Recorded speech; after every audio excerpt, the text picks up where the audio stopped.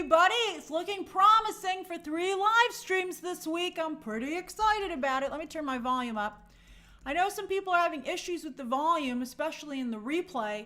This is the loudest that I can make my recording. I have my mic here, my microphone. There is a microphone here. Here it is. Woo. Woo. And I have it turned all the way up in terms of the input as well. So this is as high as it can go. I'm working on it. Hey, Devon, thank you. All right, so we have 3 excellent stories to go over today. 3 stories. And I put Andor last in case you haven't watched Andor. Andor is, not going to have too many spoilers, but there will be slight spoilers. So I just wanted to put that last in case you haven't watched the most recent episode. I'm glad you like my shirt, Paul. It's a new shirt with the thumb holes and everything, baby. I love it. There's a company called AFRM, and I buy all my shirts, a lot of shirts from there, and they do a great job. No, the weather's very nice today. No cloud today, but I have a hair appointment on Friday. I gotta try and fix some of this. All right, so thank you so much for joining me. Is it ARFM or something like that? That's the company. You can get them on, I think Nordstrom sells them, and they have their own website. All right, everyone. So as usual, please keep your questions and comments to the story at hand. At the end of each section, you can ask me questions and comments about that specific story. Before that point, it might be a little difficult to get my attention because I'll be cooking. And then at the very end of the live stream, of course, as always, I'll do a 10-minute Q&A. All right, so let's get started. A lot of pictures loaded. Boop. And then here are chapter times. And so we're going to start out with the DC situation. We talked about it a little bit yesterday on the live stream, but I wanted to go into some details. So I always promised that I would give James Gunn credit where credit is due. And I think he does deserve credit for doing what he said he would do, and that is not go into production until he felt the script was great. So that's excellent. That's wonderful. Apparently the Clayface script is not great, and they're working to fix it. So I think that is nice, that they're being careful. Well, let's not get ahead of ourselves. But so we're going to talk about this. So yes, he is living up to his promise in that regard. Now, Mike Flanagan, the horror auteur extraordinaire, there is credits from IMDb. Woo! Some really good stuff and some not so great stuff. And Mike Flanagan wrote the original Clayface movie that James Gunn decided to do. I think it wasn't even James Gunn's idea, right? I mean, Mike Flanagan came to him with this idea, and James Gunn said, I love it. But apparently, James Gunn, or maybe Zazzy, doesn't love it enough, and that's why it's getting rewritten. So anyway, Mike Flanagan, I think that he's really cooked on some of these. Although, obviously, as some of you guys pointed out yesterday, Dr. Sleep, some of you like Dr. Sleep. But Dr. Sleep did really, really poorly in theaters. Horrible box office disappointment. Now, I think the first movie I saw from him was Hush, the one with Karen Gillan. I think I remember seeing that, and that was pretty good. My favorites of his are The Haunting of Hill House and The Haunting of Bly Manor. I think those were his best, and I also really liked Midnight Mass. I think these were excellent shows. However, while some of you just said Kiss My Kimchi just liked Midnight Club, I did not care for Midnight Club or The Fall of the House of Usher. I thought those were both substantially subpar, in my opinion. And I don't know how well either of them particularly did. So yesterday at first, I'm sorry, Kiss My Kimchi. At first, I was like, who would dare rewrite Mike Flanagan? And some of you pointed out that, he doesn't always deliver. And so maybe they wanted to try and fix it a little bit. But then look at this guy's resume. This is the guy they hired instead, Hussein Amini. I can't believe this guy can get work with this resume. I would take one look at this and I'd throw it in the trash. I'm just shocked. I mean, this is just amazing to me. Obi-Wan Kenobi was a mess. I only watched 1 or 2 episodes of The Alienist, and I think that says a lot. The Snowman is one of the worst movies ever made. It really hurt Michael Fassbender's career. That's right, 47 Ronin. We even just skipped over this crap. Snow White and the Huntsman? I mean, that's right, Adam Sphere. Drive is quite good, and that's what they mentioned in the trades. They were like, best known for being the writer of Drive. Do you know how long ago Drive was?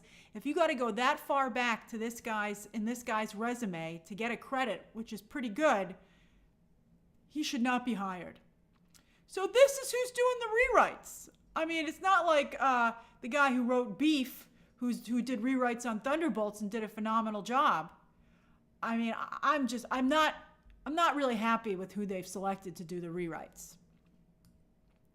Now, the person who's going to be directing this is not Mike Flanagan. Mike Flanagan is this guy. The far guy is Mike Flanagan, who looks like a giant baby.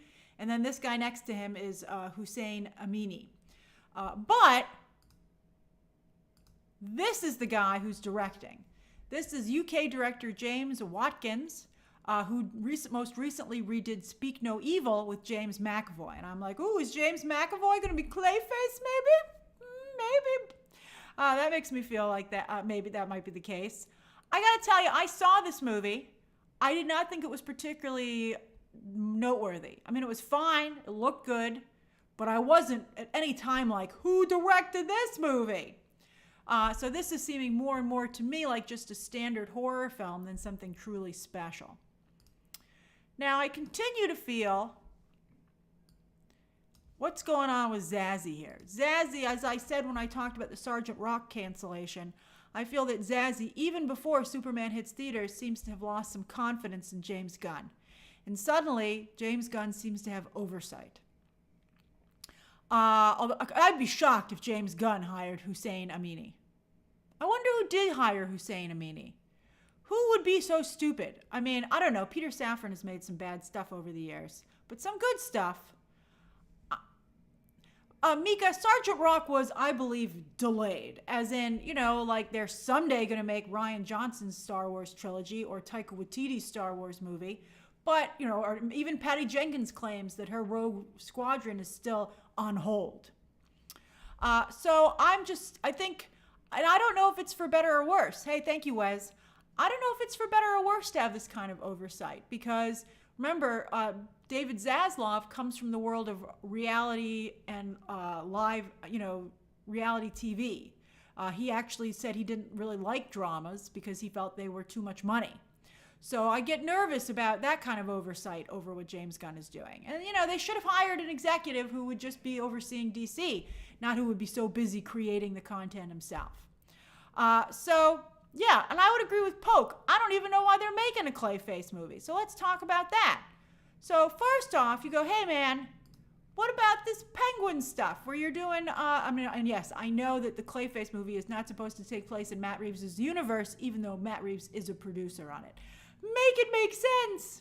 So, but the Penguin was really successful to a degree, certainly awards-wise and with fans, as a miniseries on HBO Max. So why not just do Clayface that way? Like, it's weird that some of them are going to be movies and some of them are going to be shows. And then, as some of you are saying, it feels very similar to Craven. What Sony did, where they would give movies to their Spider-Man villains, and they would, they would be anti-heroes. Like, you were supposed to sympathize with them, and Spider-Man never shows up. So you're like, who will show up? Will Batman even be in this movie? I think it's weird. Although, of course, even Sony, everybody thinks they're going to get a Venom. They think they're going to get a Tom Hardy Venom film. And, while the second Venom didn't do particularly well, Venom 1 made a ton of money, and Venom 3 did okay. So I feel, and that's right, the Joker as well, Jeremiah, that's a good point. The Joker won Oscars. And so now everybody feels, maybe they could do it. But I'm very nervous about it. I think my prediction, I think there's a strong chance Clayface never sees the light of day. Let's see what they decide in the next month or so. And I think that's one of the reasons they're not going to Comic-Con, because James Gunn cannot present, because none of this is set strong enough in stone, although he could certainly hopefully do a victory lap for Superman, Thank you, Maria. Thank you, MM92. And then also, why doesn't he highlight the upcoming Supergirl movie, which is already almost done filming? So I still think that he should be at Comic-Con. I'm not a fan of backing away from a situation. I feel like, people go to I'll ask you, you guys like a poll? You guys like a good poll? Should James Gunn go to Comic-Con, San Diego Comic-Con?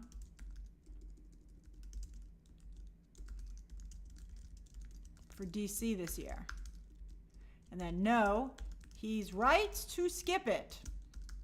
And then yes, he's making a mistake. Okay. Anyone who's watching, by the way, can vote in a poll. You don't have to be a member to vote in a poll. So does anybody questions or comments about this story before we get to the next story of the day?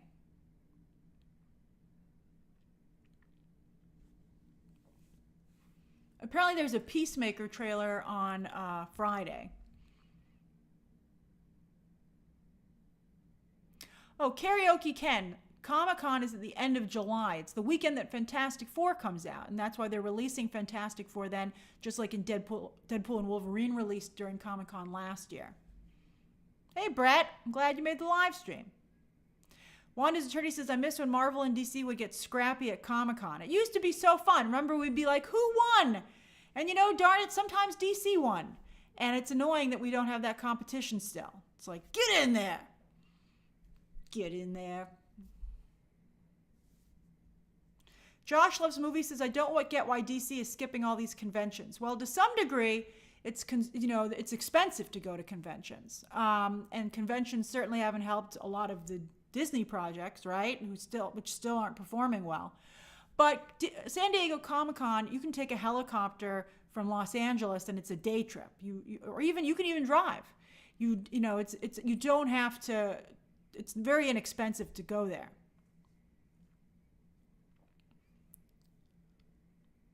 AK says it already feels like a mess.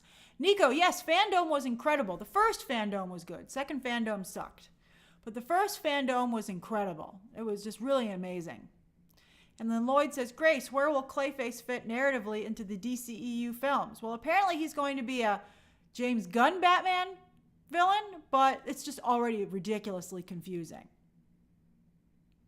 The Dragon says Superman can't compete with Doom. I bet he could. I mean, let's see the movie. I bet James.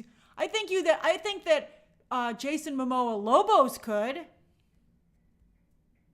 Steven says, in fairness, Batman's rogues are more iconic than Spider-Man's. Catwoman, Joker, Ivy, Harley. Batman is very much known for his rogues. Spider-Man's rogues are pretty successful, especially if you're a Spider-Man fan. People know those characters quite well. I see where you're coming from, Steven, but I'm guessing you're not a huge Spider-Man fan. Because I think that a Spider-Man fan would significantly disagree with that statement. I think that doing Batman villains on streaming by themselves was a good idea.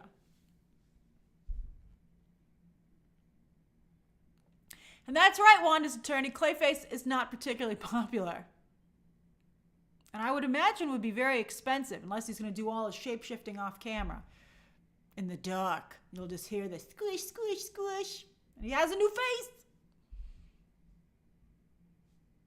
Look, Joey's like, as a Spider-Man fan, I do disagree. Where's J. Jonah Jameson, our resident Spider-Man character, who's usually in the chat?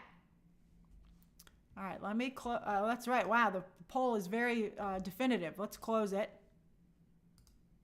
Okay, so 69% of you feel that he's making a mistake, and 70% of you feel he's making a mistake, and 30% of you think that he's right to skip it. I think it's pretty clear he's making a mistake. I wonder if those of you who think he's making the right choice to skip it are doing so because you're A, a really strong James Gunn fan, or B, you'd feel he just doesn't have enough to promote and he would look bad. That's right, Ben 10. Why doesn't Matt Reeves present at San Diego Comic-Con and give us a Mr. Freeze casting? Oh, if the Mr. Freeze casting is good, it would light up the internet. It would be amazing. Clayface doesn't look like Jennifer Lawrence, Stephen Turner. Oh, you mean from Mystique? I see what you're saying. All right. Oh, Faye says Giancarlo Esposito. I love Giancarlo Esposito. You know, I rewatched The Usual Suspects the other day. I haven't seen it in a very long time, and Giancarlo Esposito is in that movie. I was like, wow, it's baby Giancarlo Esposito. That was a very pleasant surprise. And Adam Sphere, your casting of Kendall Roy from Succession for Mr. Freeze is really fantastic casting. I think that I really do hope that that's who we get.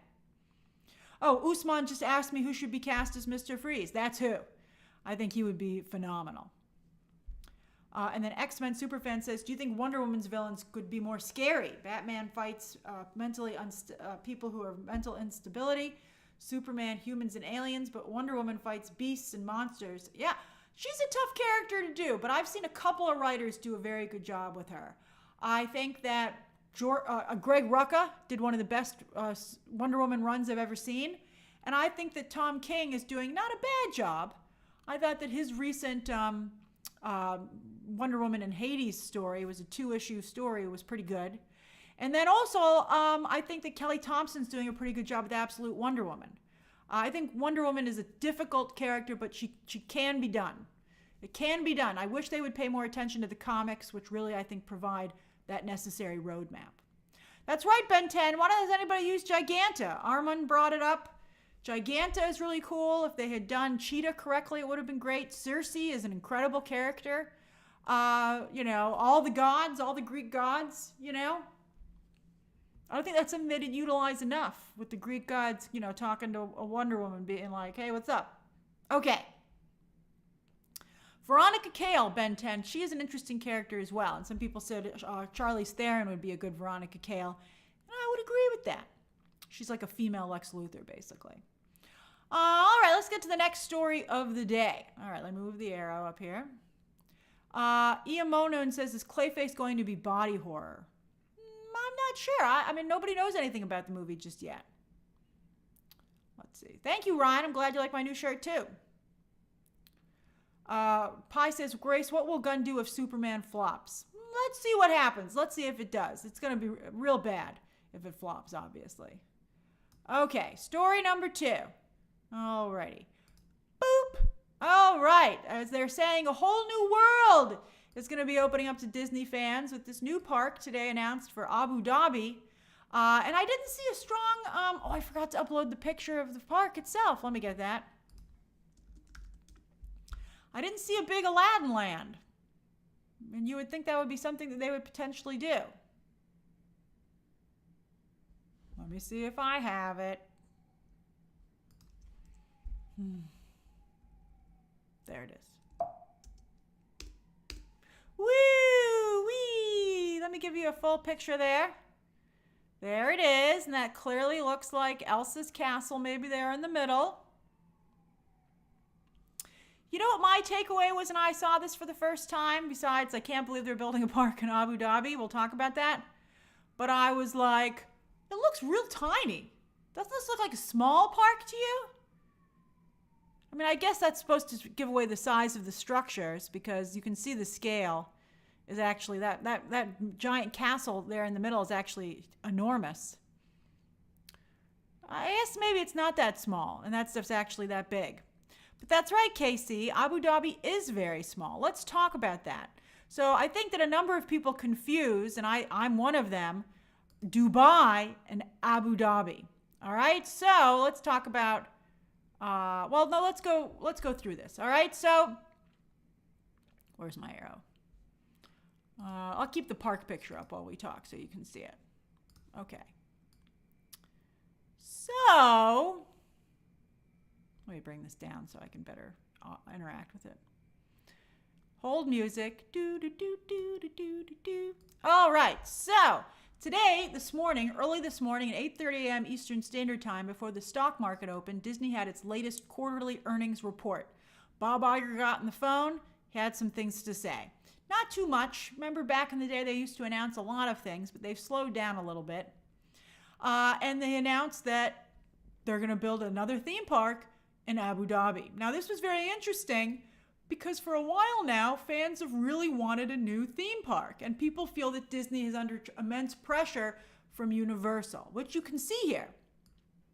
For instance, Universal just announced they're going to be building a theme park in London on the other side of the channel, right? You can take the express train from London to Paris, and right now a lot of traffic goes to Disneyland Paris, and now it's going to be possibly maybe going back and forth. And then, of course, Epic Universe is opening this summer, and it's taking up a lot of social media chatter. And Disney kind of got caught a little bit, lacking.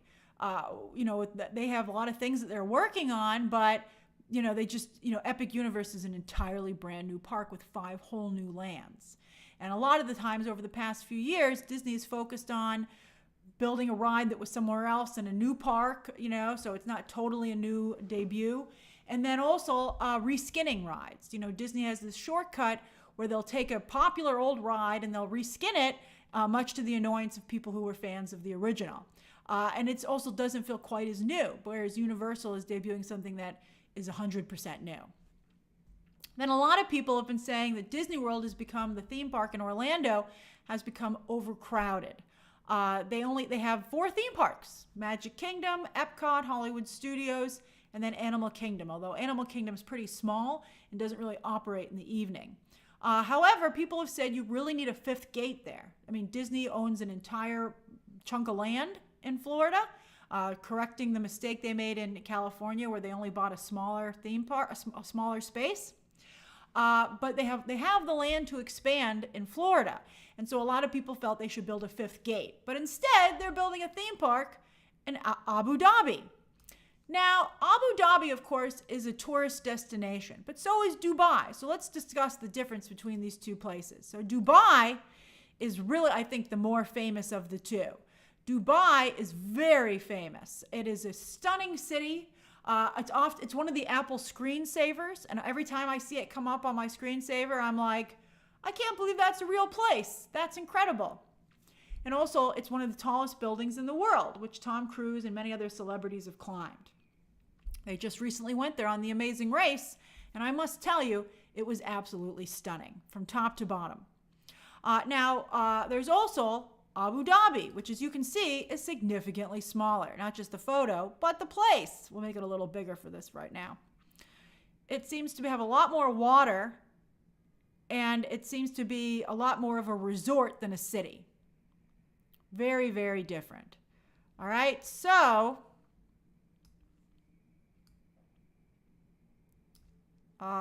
anyway, look at Pi trying to start problems over there in the comments. Okay.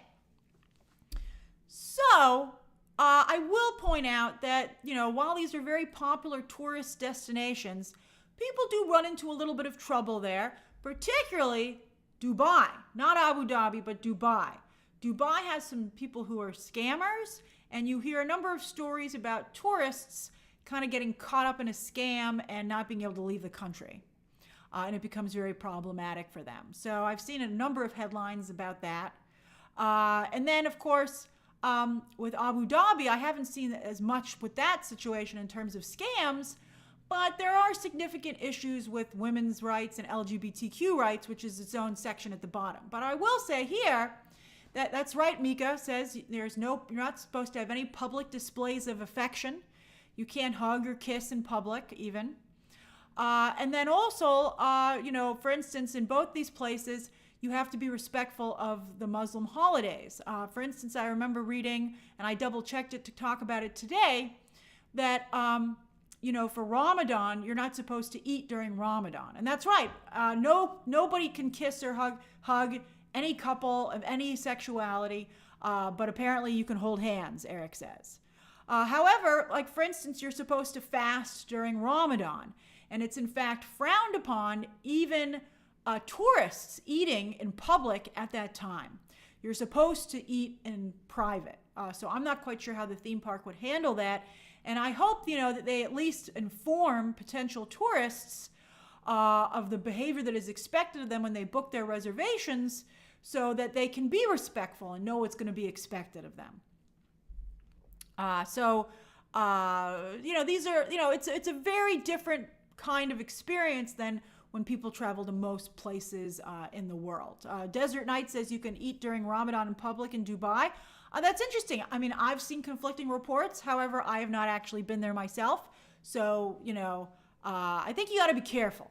I mean, I would let's just say, if you were going to visit these destinations, I would be careful. I think you want to, or as Adam Sphere said, it's a real cultural experience. Be positive. Say, I'm going to go see how another country lives. Although, if you're a woman or of the LGBTQ community, I'd be a little nervous for you, but we're not at that section just yet. I would be a little bit nervous to go, just because, of the stories you hear of people having trouble getting out of the country. You could not be able to leave, and that's makes me a little bit nervous. Okay, so let's first talk about the park, though. Now, this is going to be built and operated by the Marall Company. The Marall Company, just like Tokyo. Tokyo, and that park is amazing. That park is, totally owned and operated by a Japanese company, and many of us feel that it looks better than a lot of the Disney-owned stuff. We're like, why is that so much nicer than ours? And the Oriental Land Company. Thank you, Lloyd Lester. And the Imagineers work in tandem with these overseas companies to give them the designs and the experiences that they're looking for. So it will be paid for and operated by the Marall Company, so it's not going to cost Disney very much, but though, of course, they will get a percentage of the park earnings. Now, this sounded pretty good to me until I looked at some of the other properties that Marall has built, and I'm a little nervous. All right, so let's take a look at these. So this is, again, here's the concept art for what this is going to look like. And by the way, the Marall Company is very good at concept art. Oh, you can see a Tron roller coaster there and everything. However, they recently opened a Warner Brothers. Oh, C.K. Walton knows what I'm talking about. They recently opened a Warner Brothers experience, which is all indoors because of the heat. This is what it looks like. I got to tell you, I'm not really impressed. That's the Hall of Justice there in the background. I feel like I don't know. That looks very local to me. That looks very local park. All right, so that's the Warner Brothers park. Then here's Ferrari World. The Ferrari building looks very impressive from the outside, but this is the inside. This looks like the American Dream Mall that they have over in New Jersey with their Nintendo thing. This was what it looks like inside. This is Ferrari World. This also makes me a little bit nervous as to what this looks like. This is Ferrari World. And then here is their SeaWorld. And their people today were showing a lot of the SeaWorld concept art, but this is how it actually looks. And I do agree with many of you, this looks a lot like a mall. All three of these endeavors look a lot like a mall. They're nice, for sure, but they look a lot like a mall. And so it makes me a little nervous about how this is going to look. Now, I do want to point out that there are a lot of people who will be able to travel to this park who cannot go to other parks. The world is a very big place, and this will service a number of people. They said in the announcement that there will be millions of people who are only a 4-hour flight at most away from this location. So it certainly will service a big part of the world and, a very strict part of the world in some of the things that they're allowed to do. So potentially this park would allow them to enjoy Walt Disney World while facilitating the demands of their religion. So that I could see real value in that for the Disney brand and for this area. So to me, I can understand that choice.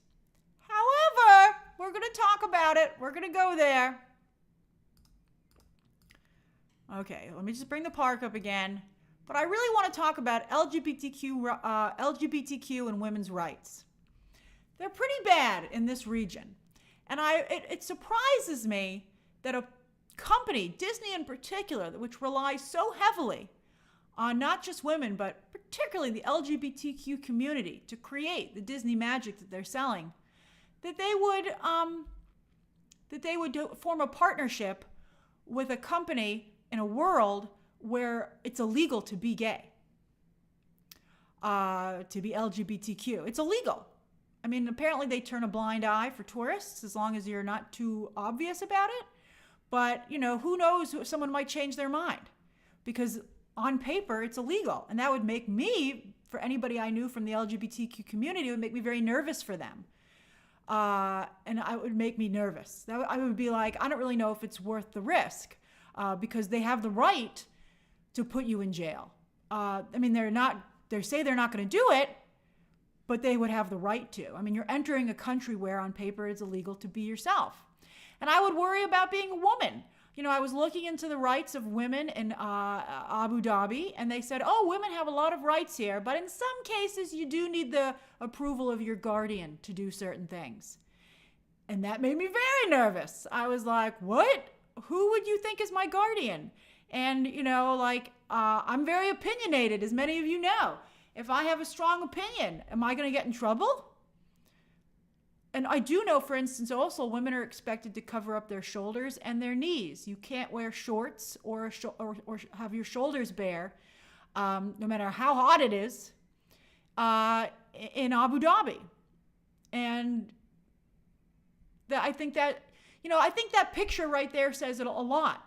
The picture that you see there. And the fact that in 2025, a picture like that can still exist, where there are no women there and it's all men and there's a religious connotation to the photo, makes me very nervous. And by the way, this is about all religions. I think that I'm an American. I'm a big believer in the separation of church and state and church and business. I feel that religion is a deeply personal thing that should stay personal. I respect it, but that makes me very nervous. So that's how I feel. And I do think that, and I feel the same way about ultra-conservatives, by the way, who get upset with Disney and the LGBT representation there. I think it takes a lot of nerve to enjoy something that is made by the people that you're hating on, and to insist that those very same people are not represented in their own work. That to me is extremely, I think, it's the gall on that is shocking to me. So I would be curious as to how this park, what are they going to say? How is this park going to feel when these attractions are designed by women and and people who are from the LGBTQ community? It's like, hey, did you like your new castle? And did you like all these rides that we built for you?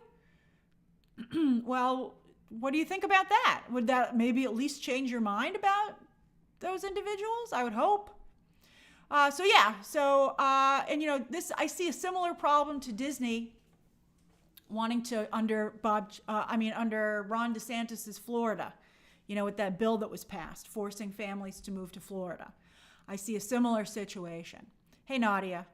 And I don't know, it's just a weird, and you might say, well, what about other studios? Disney is in a special situation, okay? Disney benefits from people having an emotional attachment to it. But then also that gives them a special responsibility. They're like Spider-Man. With great power comes great responsibility. Disney, I think particularly, it really represents, there's so many people who work at Disney who are LGBTQ and who are women who have contributed substantially to the legacy of Walt and making Disney what it is today. Like Howard Ashman. How can you do that to Howard Ashman? It's just, it's shocking to do that to Howard Ashman, his legacy. You're like, Howard Ashman? So I feel really strongly about it. And I'd be like, hey, you're making something that a number of the employees who are going to help make it can't go to. So, I want to be respectful of the Middle Eastern community, but I'm saying this respectfully, but I'm just pointing out that I feel it's hypocritical. All right. I like to get in trouble every day if I can. That's my goal in life.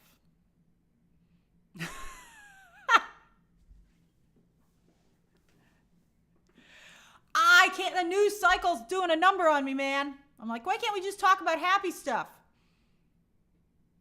Like I had to talk about those tariffs yesterday, and then today they're like, Disney and Abu Dhabi. And I'm like, why do you do it to me?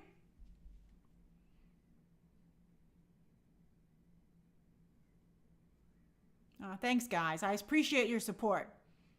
That's right, Ricardo. What the heck's going to happen tomorrow, man?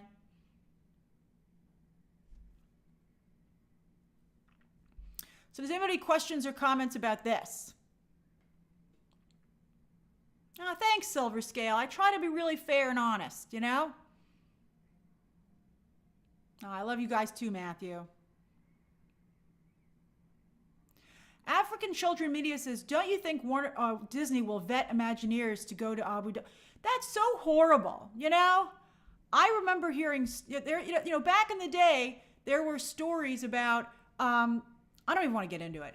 There should be no group that at their office is not able to participate in certain projects because of the bigotry and the, can you imagine being a really successful Disney Imagineer who is a woman and or LGBTQ and told you can't work on this project because they don't want to speak to you? My God. Carmacidian says, I wish that they announced a park for Australia. Yep, that would be great. No problems there, but apparently lots of crazy animals that will kill you. Zetus Lapidus says, could this affect Disney support domestically? I think Disney's like, it doesn't even matter anymore. You know, they're probably going to make quite a bit of money off of this. John Thrasher says, do you think Disney should make a statement on women's LGBTQ inclusiveness there?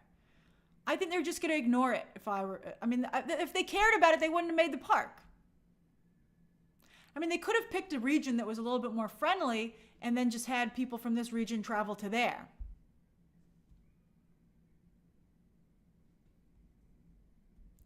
Liam is pointing out that there is, I can't verify this, but there's some question as to the workers who build these regions. And that is really sad, too, if that's true.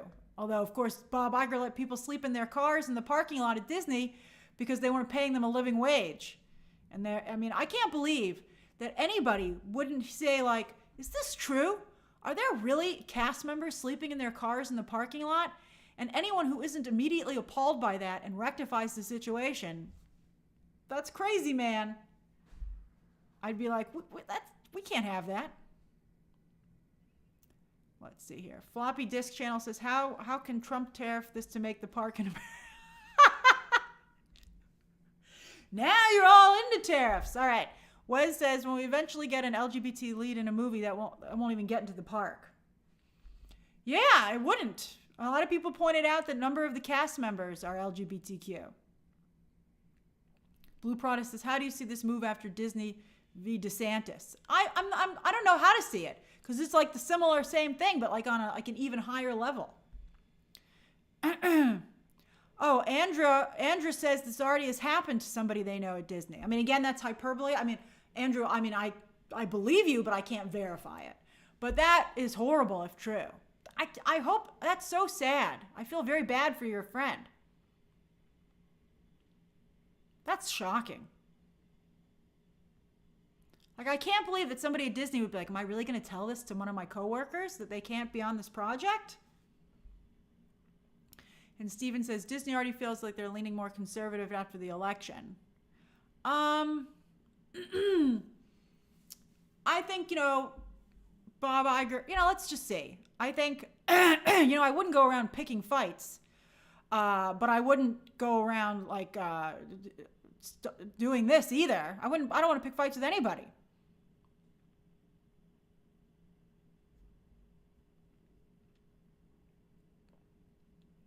Psycho says, are you going to visit the new park when it opens? Probably not. I mean, I want to go to Tokyo. I really want to go to Tokyo.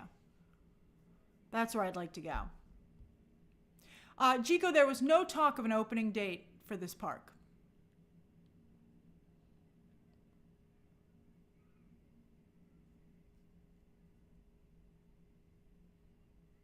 Armin says after Strange World and Raya did not do well, that Armin suspects Disney will not get an LGBTQ main character. I disagree with that. I think you'd be surprised. I think it just takes the right individual and the right project. I mean, look what Mike White has done for LGBTQ representation with The White Lotus. And look what Jonathan Bailey is doing. I mean, that's happening very quickly before our eyes. I think you'd be surprised, but it has to be done correctly. It has to be done well.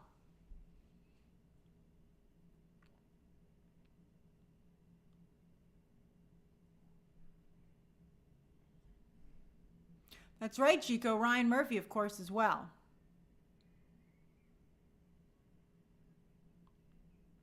All right, I think we're ready for the Andor discussion.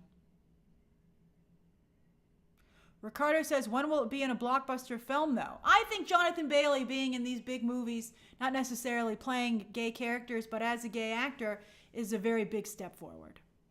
An incredible step forward. Don't underestimate that.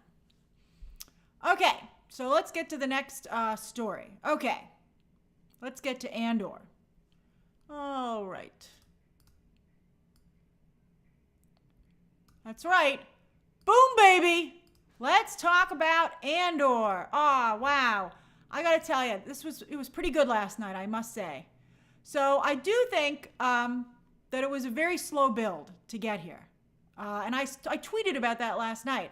I said, once again, Andor is too slow of a build, but once again, when it gets there, it's brilliant. Jacob Knight, this is going to be slight spoilers, just a heads up.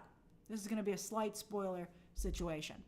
And I do understand that, they laid a lot of groundwork to get to these great episodes, and that groundwork was important. But I feel, a good writer could do exposition and groundwork that's not boring. And I think that, at the end of the day, the ratings speak for themselves. Andor, I mean, we'll see what happens when season 2 hits Nielsen. Bye, Edit Buffalo. But Andor historically has struggled in the ratings, and it's not a particularly popular show, even though it's a highly regarded show. And there's no reason for that to be the case. A well-written show with so much money being spent on it for a big brand like Star Wars should be a successful show.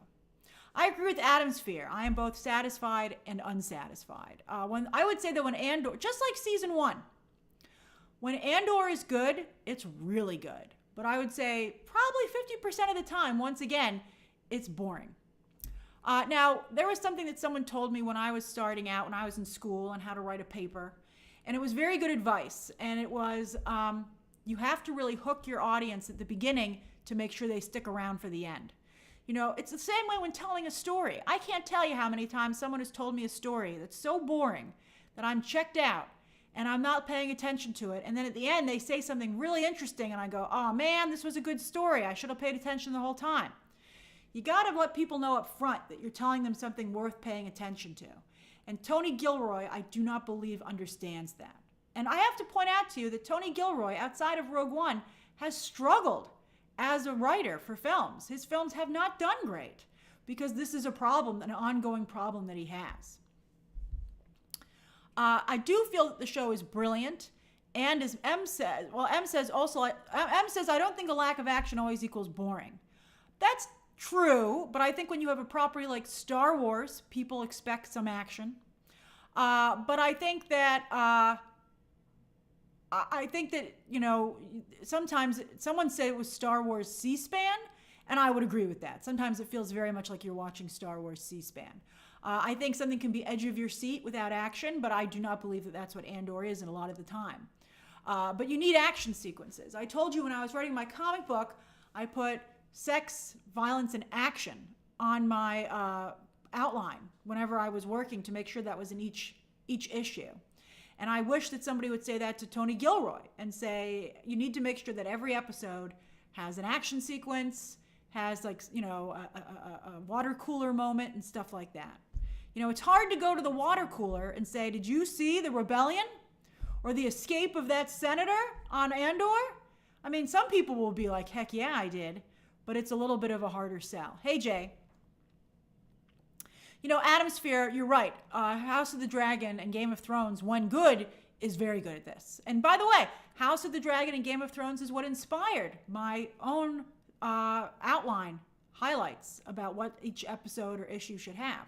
I got that. I came up with that from watching Game of Thrones and being like, wow, people sure like Game of Thrones. Why is that? And that's one of the things that I came up with. Now, one of the things I like about Andor, especially last night's 3 episodes, were the hard truths about rebellion.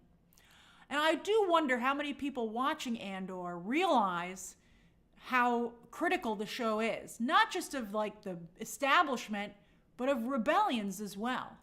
You know, like, yes, it was absolutely horrible what the Empire did, but the rebels didn't need to voluntarily march into that kill zone. Like, I think that was really, you know, it reminded me a lot of today, a lot of people who are against Trump taking the Trump bait all the time. Trump baits Democrats and the left like you wouldn't believe. And I see the Democrats falling for it every single time. And it's really frustrating. It's like, why are you wasting time doing what they want you to do? And so I hope that people, you know, speaking of hope, Ryan says rebellions are built on hope. I hope that people watching this show pay attention to the mistakes that are being made not only by the establishment, but also by the rebels, so that they don't make those same mistakes. I do think it's funny, speaking of Trump, on May the 4th, Trump, of course, the White House released a statement saying that Democrats feel that they're the rebels, but they're actually the empire. And I was like, this is nuts. But again, as I said yesterday, I think Donald Trump is just trolling people. I bet he made that lightsaber red intentionally, just to get you to interact with his tweets and to talk about him. And again, I would be like, just don't talk about him. That would be the worst thing you could do to Trump. But nobody will do that. They keep falling for it. But I do think it's interesting that everybody, I think, does see themselves as the rebellion. I'm sure, even though it's crazy. I'm sure every group that's rebelling on both sides feels that they're the rebellion, that they're the scrappy rebels, and that the other side is the empire. And I think that that's very interesting to watch Star Wars and and people even said that originally George Lucas intended the empire to be the United States and that the rebels were Vietnam. Is that true? Hey, Black Circle Polka Dot. You know, like, you're like, oh, that's weird. I'm sure that nobody watching that when the movie originally came out felt that's what it was. I don't think the movie would have done as well if they knew that's what George Lucas was trying to say. But it's really interesting. And I think that, there's a depth to Andor, a sophistication that I wonder if people are like, who is the Empire? Who is the rebels? Is it really maybe not as clear cut as Star Wars makes it seem? That to me was very interesting. So I think that's fascinating. So let's talk about the 2 best episodes, 8 and 9. By the way, I want to talk about this guy. What a look! If I was in central casting, I'd be like, get me that man's name. He just looks like Europe personified. I love this guy. I can't tell you how much I like this guy. He has such an amazing look, and I love that his uniform brings out the green in his eyes. You could get lost in those eyes. Oh, Pi, central casting used to be the casting office of the studios. This guy looks so great. And that's right, Nicholas. Andor does point out that both sides, the Empire and the Rebellion, are intentionally sacrificing their own people so that they can win. And that's just so sad, I think. And it shows you that maybe both sides are more alike than you would want to think. Is Luthen that different than the Empire if he's willing to sacrifice people to that degree? And then, I thought when Deidre was like, oh, these Empire troops are so young. And you're like, Deidre, are you aware that the reason that they recruit young people for the military? A lot of people assume that they recruit younger people for the military because of their athletic ability and their health. It's also because they're very naive and easily indoctrinated. And also because they have very little, as Danny just said, experience. And they don't have very much that they've built up at that point. So they're cannon fodder. And that was very much the case here. You just saw in Gorman a whole lot of cannon fodder. I did think it was ironic that they decided to associate the Gorman massacre with the French Revolution, because the French Revolution was successful. I was like, you're making them look incompetent when in real life they succeeded wildly. So I was like, I don't know how I feel about that. But it was fascinating to watch the situation unfold. Really, really fascinating. And it was, Deidre and Cyril, and, Cassian was there as well. And it was just a really, I would urge everybody to look at it from every angle. So I think you can better understand the situation and therefore become a better tactician. So I think that everybody, you had people who were naive in the empire, and you had people who were naive in in the rebellion. And it was just, I think it was so cold and it was so harsh, the commentary to everyone, that, usually Hollywood will pick a side, usually the rebellion, and they'll romanticize it. And they'll be like, the rebels can do no wrong. And instead, Tony Gilroy was like, no, they can do a lot of wrong. They can make a lot of assumptions, and they can be really naive and really hurt themselves. And I thought that was really incredible. Cassian Andor is such a, that's another thing I want to point out. One of the things that I've talked about before, I don't know if that's a compliment or a negative, as if, but I will say that one of the things I've always spoken about is professionalism, and that you can really spot someone who's professional in any area.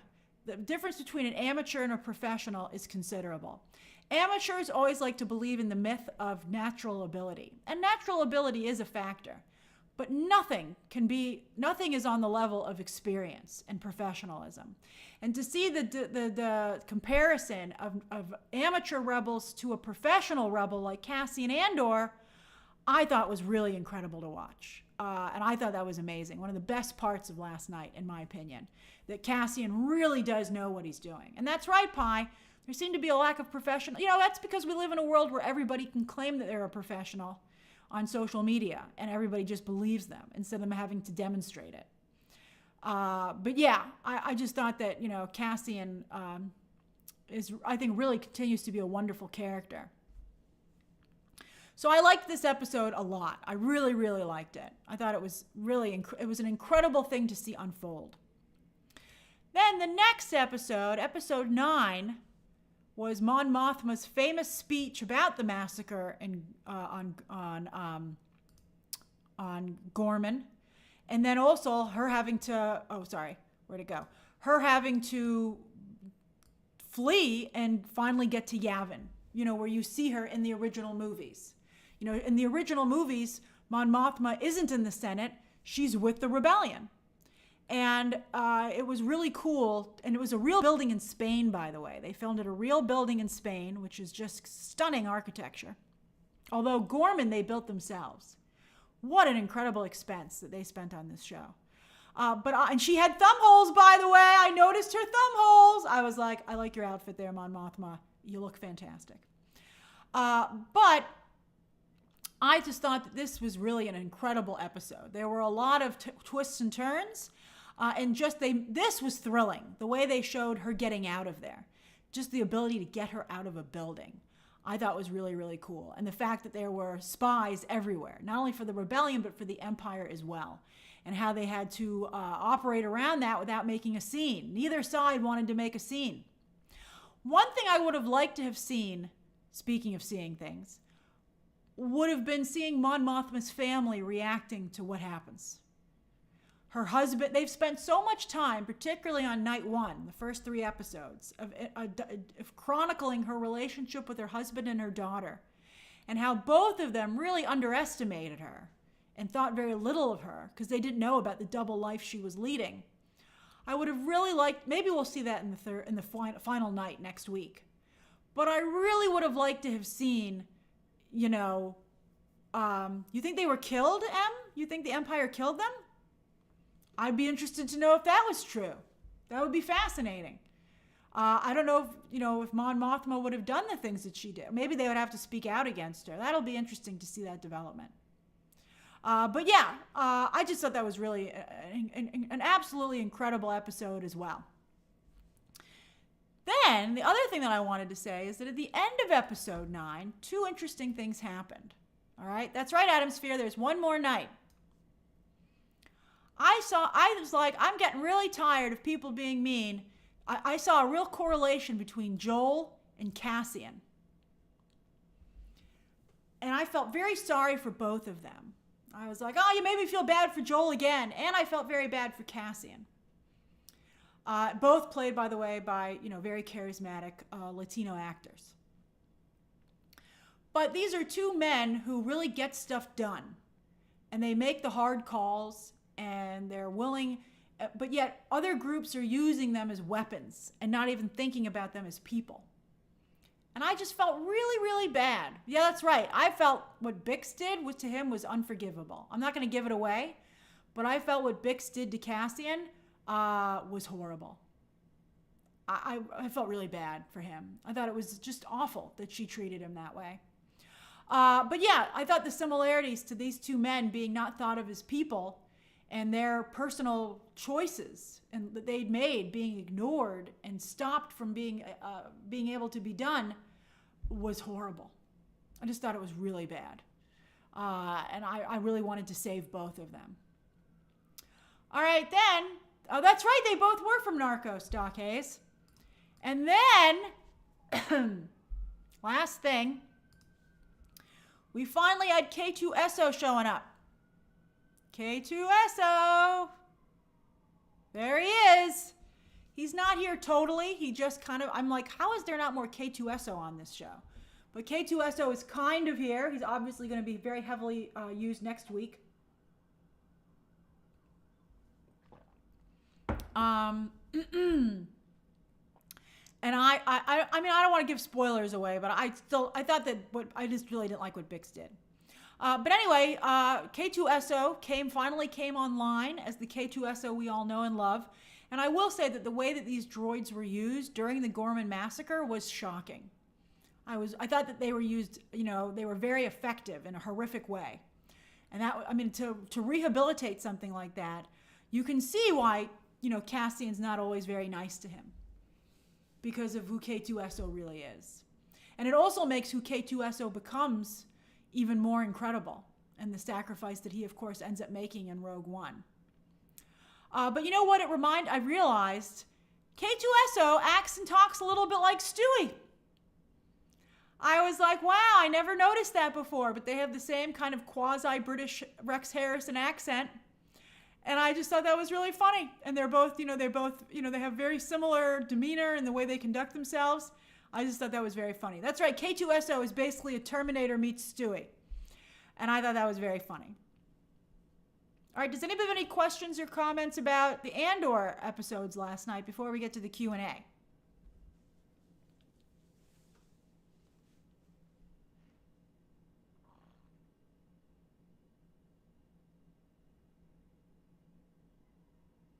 Gemma says, enough Andor bashing. It isn't something to be liked. It's something to be understood from an academic perspective. You're obviously not an academic. Well, that's interesting you say that, Gemma, because the way I viewed Andor, something that should be shown in schools rather than as entertainment. I really do feel that it's something that seems like you would play to people who are studying politics or government, things like that. Or if you were interested in starting a rebellion, I would recommend that you watch Andor. But you have to remember that Andor is a piece of entertainment. It is meant to serve a purpose for the Disney Plus and the Star Wars brand. And if they had spent considerably less money on Andor, then that would have been fine. I would certainly be a lot more forgiving if they hadn't spent so much money on this show. They spent clearly hundreds of millions of dollars on Andor, and they're not getting the return.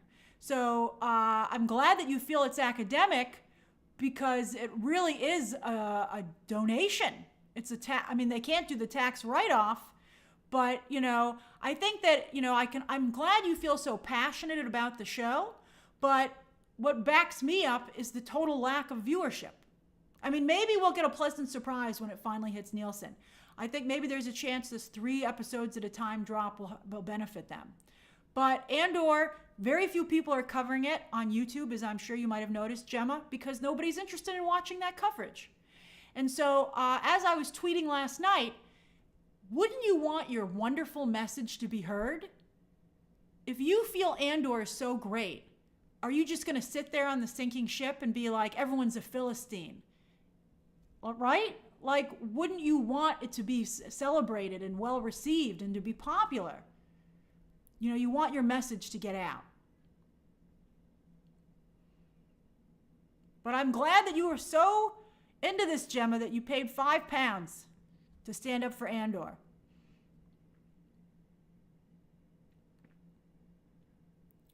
Let's see here. Oh, thank you, Dancing Dog 60. Thank you very much. And then Tatson says that perhaps Star Wars is just in trouble in general. I think to some degree that's true, but you have to remember that even the first season of Andor really struggled in the ratings. Really struggled. Nobody watched that show.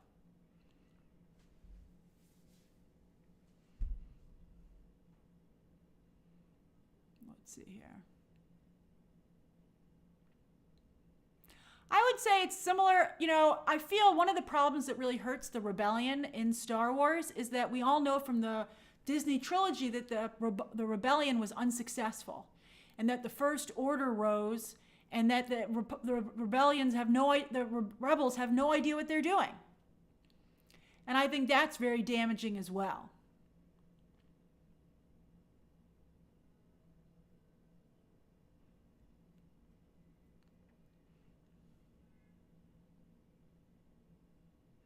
And then Brian says, you know what's better than Andor? Andor with Jedi. I told you I heard that Tony Gilroy does not like lightsabers, so that's why you'll never see a Jedi on that show. And I think that was a mistake. You know, I'd be like, hey, Tony, maybe you should learn to like Jedi, because I think that would help your show do better in the ratings. Silver Scale points out that Star Wars is hopeful escapism, and Andor shows too much of the real world. It's good, but not an escape. That's true. You know, I think that that's another thing you have to think about. And that's why you have to consider this when you're making your budget. You know, like Andor is really, I think, a brilliantly written show at points. But it just does not have the broad appeal that you need to have to spend that kind of money.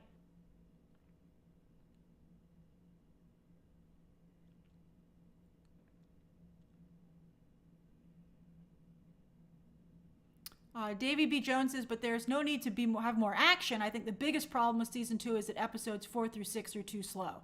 I would agree with that. I think I couldn't agree more. I think that the first night and the third night were good. The middle night, if I wasn't covering this show or contemplating covering it, I probably would have stopped watching it. And I think that that is a big issue for it. See, Michael agrees and says the first season of Andor was so boring. They finished the heist at the end of the 6th episode and said, that's enough. Well, so you stopped watching. I mean, I thought, Michael, you should go back and see the prison sequence, which was incredible. The prison stuff was amazing. 50% of the Andor season 1 is brilliant as well. Oh, hey, J.R. Housen. See, the Dragon says Star Wars was never an escape. It's about fighting for truth, and that fight requires sacrifice. I don't think, buddy, that's a really interesting perspective. I don't think a lot of people would agree with you on that. It's brilliant that Star Wars can operate on multiple levels, but the key there is that you need to operate on the multiple levels. You need the really tall, the top blockbuster level, the surface one that makes everybody want to tune in. And then you can start layering in this commentary that satisfies the people who are academics like Gemma, who want that more commentary. But that's what Star Wars is supposed to be able to do. It's supposed to have multiple things. You know, Danny, that's interesting you would compare Andor to Shogun. I think Shogun is a better show, which was more interesting each episode. But that's a great comparison. I think that would be worth someone's time, particularly if they were going to write stuff. A show, they should look at Shogun and Andor and say, why does one of these work consistently and one of them doesn't?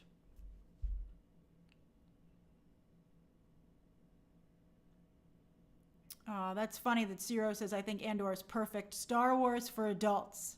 But not all adults, because again, let's see what the ratings are. Watch the ratings be amazing. But yeah.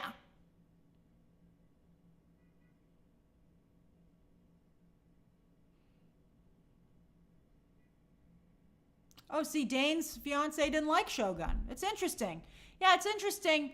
people have different approaches and feelings on these things. But I would say Shogun was a much bigger hit than Andor was. Far bigger. All right, I think we've argued about this enough. Let's go to the Q&A. Hopefully we'll be less arguing. Okay. I know we don't always agree on everything, but I do hope that you appreciate that I am willing to engage with you on these difficult subjects. Booyah! And have these difficult conversations, even though some of you yell at me.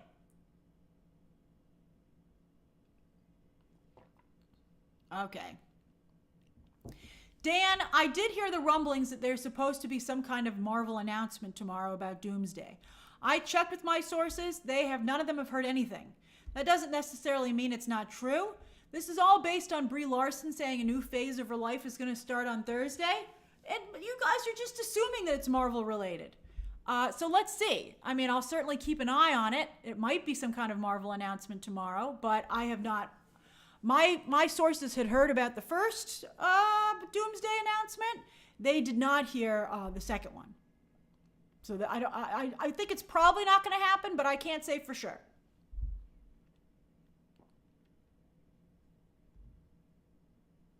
Dory, I haven't heard anything about the Rey movie, but I sure hope they fix Rey. I would love for Rey to work out as a character.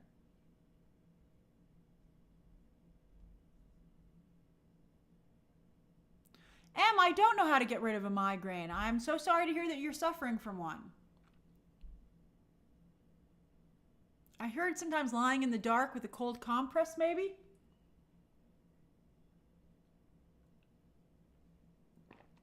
Chico, I'm seeing Final Destination next week.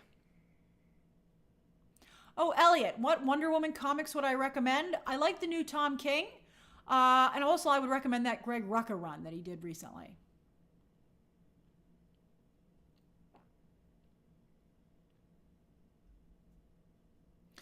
Ray's Wig says, hey, Grace, superhero. Oh, I have 10 minutes, so what time? So let's do till like 1:15. All right, so I'm in an hour 15 on the clock here. All right, so Ray's Wig says, hey, Grace, superhero fatigue is real. Do we think video games and possibly anime adaptations are going to be next? I think it's going to be video games, as I've been saying on Movie Math and other areas.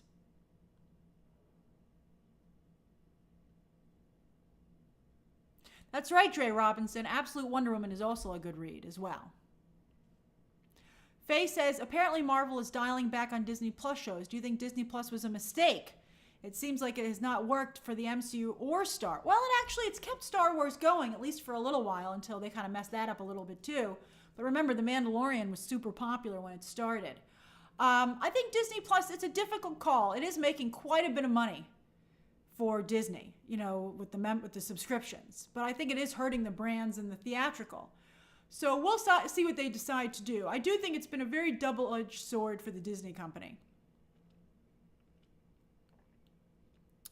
Nacho says, hi, Grace. Per Production Weekly, the Batman Part 2 apparently starts shooting next March with no director attached. I don't know what's going on either on that front. Let's see what they decide to do. Silver Scale says, who's excited for Murderbot? Let me tell you, I watched the whole season. I got my screeners for that, for Murderbot. Let me just say, I think it's exceptional. And it's, speaking of LGBTQ friendly, that is an extremely LGBTQ friendly show. It's a great show. I really liked it. It should be a binge, though. I don't know how it's going to do week to week.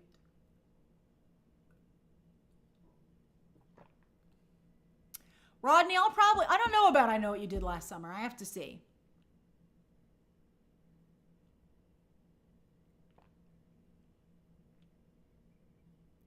I don't know, you guys, why they're sitting on the Wicked trailer. I'm thinking maybe with How to Train Your Dragon, maybe. Madav, I don't see Mission Impossible 8 making $1 billion. I just don't see it happening. That franchise has never made $1 billion. Oh, Dancy Dog 60s, I'm sorry about your super chat. Do you think Songbird and Bucky are a couple? I do not. Although I did see her thirsting after Sebastian Stan, but I don't think that's going to happen. Mason says, Grace, any guesses on Thunderbolt's second weekend? Could Sinners beat its domestic run? I think Sinners will beat its domestic run, and I think that Thunderbolts will probably fall a typical superhero amount, which is in the 60th percentile. There is a chance it could fall in the 50s, which would be incredible. But let's see if that actually happens. Happy birthday, Jesus! I'm so glad you spent part of your birthday with us. So I think, it had a very good Tuesday, but I think that really points out how bad the economy is right now. That people are all waiting to go for Tuesday because that's when it's less expensive. Paul says they just confirmed Real Housewives of Rhode Island. Oh, that's funny. Maybe I'll check it out. I'll see. LP, I don't rewatch any Marvel or DC movies usually. Oh, I do like to rewatch Batman Returns. But it's work for me to watch any of that content. It feels like work, so I don't actually rewatch any of those films. Faye, it is weird. I heard there would be a Superman trailer possibly to play in front of Mission Impossible. So there should be one hopefully coming soon.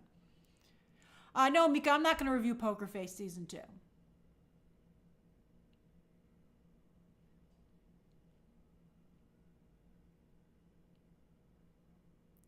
X-Men Superfan says, why is Wonder Woman treated as a female Conan? She is a warrior, but she is also a mentor. I think a female Conan is a good idea. I think it makes her more commercially viable. I think they did a really good job with Wonder Woman out of the gate, and then Patty Jenkins messed it up. Psycho, I did see about the Lilo and Stitch director in Pleakley in a Dress. I will just say that I think they should have done it. I think it's in the original movie. I think they didn't have to focus and have I think I would have at least had a nod to it where they were trying to hide and Pleakley put on a dress.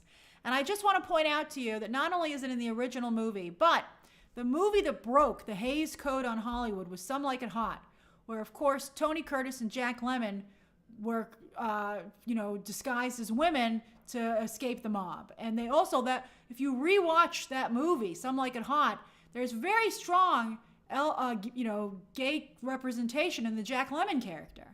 That movie was, and actually those two actors learned how to walk in heels and to pretend to be women on a trans performer or a drag performer of the time.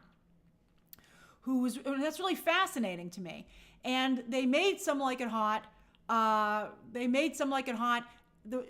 Hays Code would not condone the film, so they decided to release it anyway.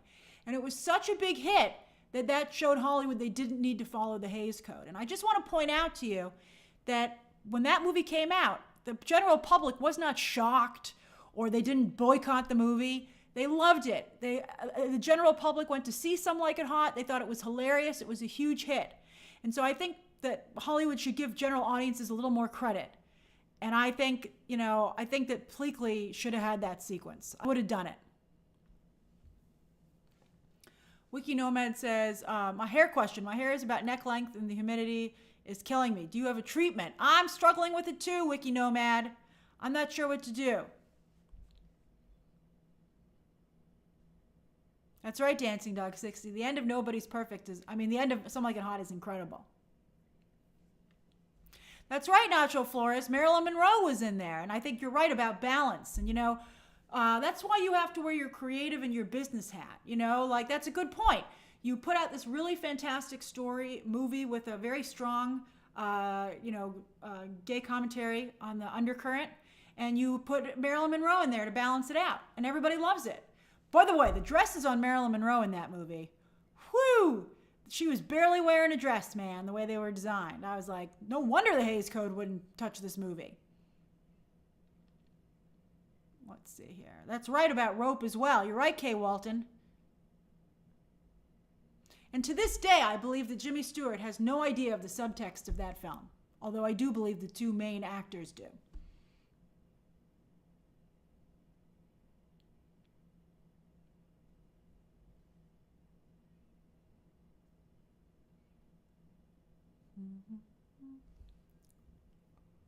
Let's see here. Oh, Madhav says, what's the Hays Code?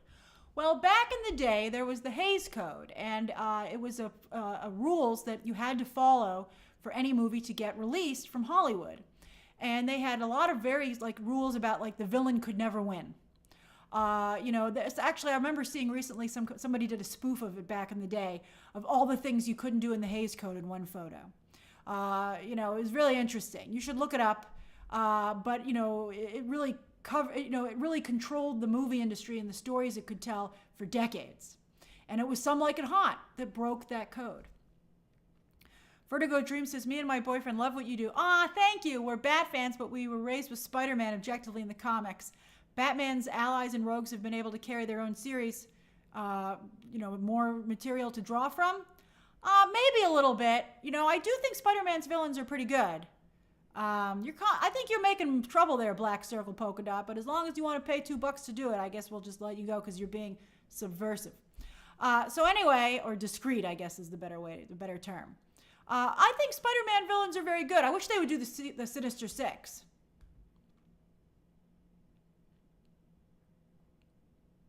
That's right, Elliot. The MPAA is kind of taken over for the Hays Code, but they're not nearly as restrictive. My pleasure, Mr. Magic. Hi, Brian.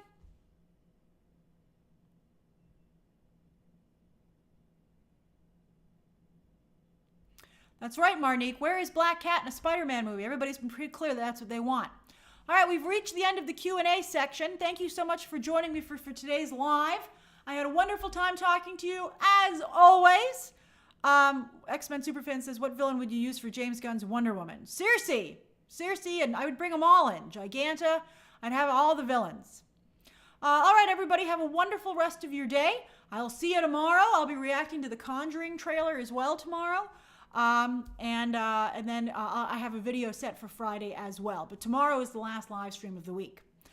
All right, everybody, see you soon. Bye-bye. Bye-bye-bye. Bye-bye.